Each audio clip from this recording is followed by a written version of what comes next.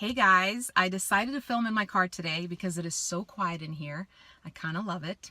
So I know that a lot of you parents feel inadequate at times or carry guilt about things. So I wanted to share with you a personal story that I'm hoping will help.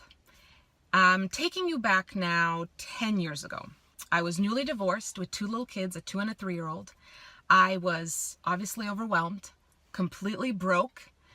Food stamps, sharing a bedroom with my children. Couldn't even afford my own bed, so I slept on the floor next to my kids' bunk beds. And I was really depressed. I mean, really, I was not in a good place.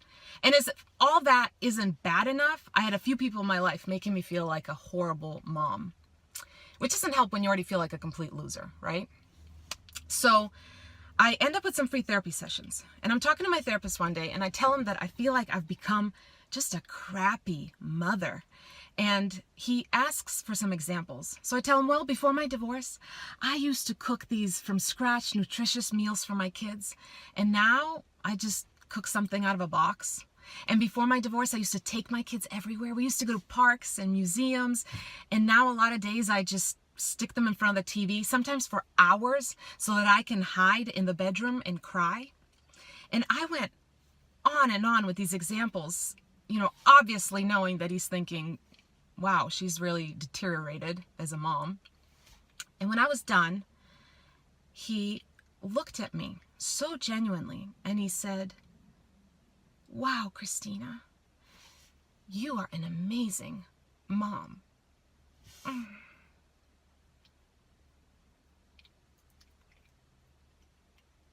Sorry.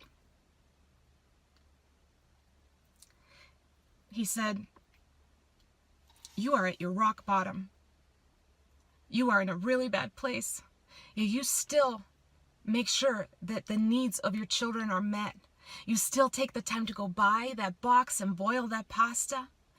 You are so depressed, but you don't want them seeing that all the time, so you stick them in front of their favorite cartoons so they can laugh and be entertained while you hide in the bedroom and cry by yourself. That is so selfless. He literally, he took every single bad thing I said about myself and he turned it around and showed me that maybe I wasn't so bad of a mom. Maybe I was just doing the best I could under the circumstances. Listen, I know that we parents want to be extraordinary parents every single day, but there are days when we're just going to be okay parents. And you know what? That's great.